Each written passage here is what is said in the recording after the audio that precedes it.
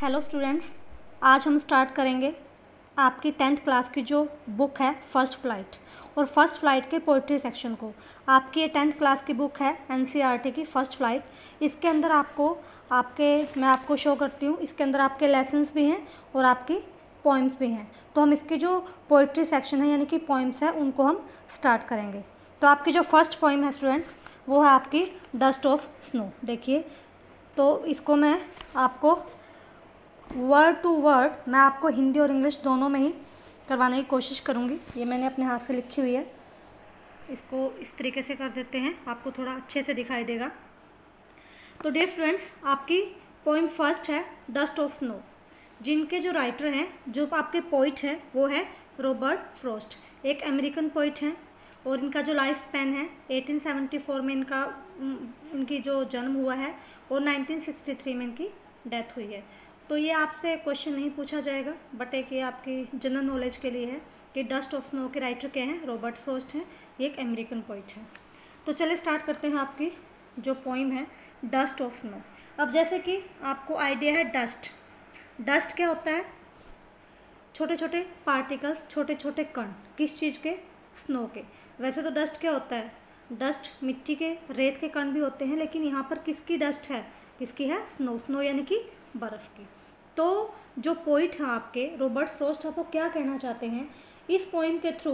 Poet आपको ये बताना चाहते हैं कि कभी कभी हमारी लाइफ में कुछ चीज़ें, कुछ इंसिडेंट ऐसे होते हैं, कुछ घटनाएं ऐसी घट जाती हैं जो हमारी लाइफ को टोटली चेंज कर देती हैं। क्लियर? तो जैसे जैसे हम इसको पढ़ेंगे आपको क्लियर होगा। तो चलिए स्टार्ट करते हैं।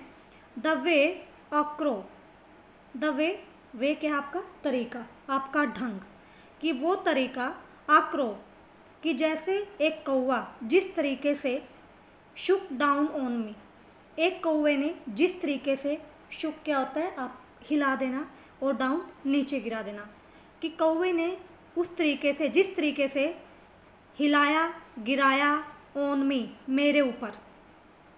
ठीक है, क्या गिराया? द डस्ट ऑफ स्नो, यानी कि वो तरीका, जिस तरीके से एक कौवे ने डस्ट ऑफ स्नो को, बर्फ़ के छोटे छोटे कणों को हिलाकर गिराया मेरे ऊपर। फ्रॉम अ हेमलॉक ट्री, और वो बर्फ़ कहाँ थी? कौवा कहाँ था? जो हेमलॉक ट्री है, हेमलॉक ट्री क्या है? आपका एक पॉइजनस प्लांट है, एक जिसको आप हिंदी में धतूरा बोलते हो, एक जहरीला पौधा होता है।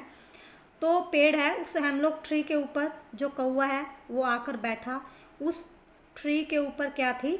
डस्ट ऑफ स्नो, स्नो गिरी हुई थी। मैंने आपको पहले ही बताया कि आपके जो पोइट हैं वो अमेरिकन पोइट हैं, और अमेरिका में क्या है उस टाइम पर जो क्या है, बर्फ़ गिर रही है। जैसे हमारे यहाँ पर बारिश होती है, वहाँ पर बर्फ़ की बारिश होती है। तो वहाँ पर क्या है, पोइट हैं, वो गए हैं, इस पेड़ के नीचे वो बैठे हुए हैं, और इस पेड़ के ऊपर आकर तभी एक कौवा बैठा। उसने क्या किया? पेड़ को हिलाया, और पेड़ के हिलाने से जो बर्फ़ थी पेड़ के ऊपर, उसके जो छोटे छोटे कण हैं, बर्फ़ है, वो किसके ऊपर आकर गिरी? आपके पोइट के ऊपर। यहाँ पर मी कौन है? आपके पोइट हैं। तो एक बार और रिपीट करूँगी मैं इसको, देखना। जिस तरीके से एक कौवे ने हिलाकर गिराया मेरे ऊपर डस्ट ऑफ स्नो को, कहाँ से? वो बर्फ़ कहाँ थी? एक हेमलॉक ट्री पर वो पड़ी हुई थी बर्फ़, और उसको हिलाकर मेरे ऊपर जिस तरीके से उसने बर्फ़ को गिराया। Has given my heart, has given दे दिया, माई हार्ट मेरे दिल को, अ चेंज ऑफ मूड, मेरा क्या हो गया?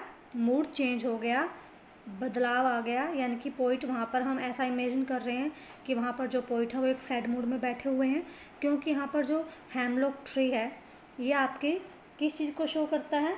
आपकी उदासी को शो करता है, आपकी लाइफ में नेगेटिव थिंकिंग को शो करता है। तो पोइट क्या कह रहे हैं कि जैसे ही मैं वहाँ पर अपने ख्यालों में उदास बैठा हुआ था उस पेड़ के नीचे, जैसे ही वो बर्फ़ मेरे ऊपर गिरी, उसने मेरे हार्ट को, मेरे दिल को चेंज कर दिया, मेरे मूड को चेंज कर दिया। एंड सेव्ड सम पार्ट, और बचा लिया कुछ हिस्सा। किस चीज़ का?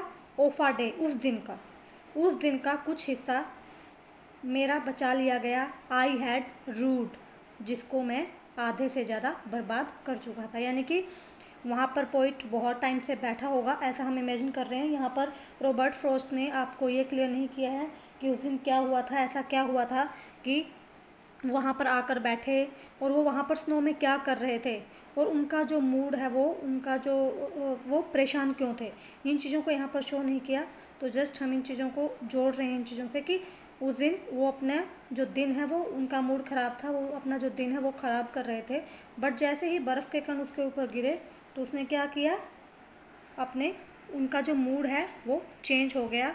और फिर हम ऐसा सोचते हैं कि वहाँ से जो पोइट हैं वो उठ गए और अपने जो बचा हुआ हिस्सा था, जितना भी उनका दिन बचा हुआ था, उस दिन को उन्होंने एक अच्छे वे में व्यतीत किया, उसको स्पेंड किया, अपना कुछ काम किया।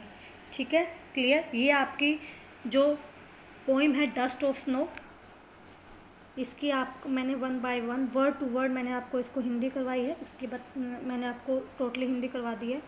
अगर आपको कहीं पर कोई दिक्कत है तो आप मुझे प्लीज़ बताइएगा। और ये वीडियो कैसी लगी आप इस पर कमेंट भी ज़रूर कीजिएगा। फिर हम आगे वाली जो वीडियो है वो आप भेजेंगे पोइम्स की। Okay, thank you.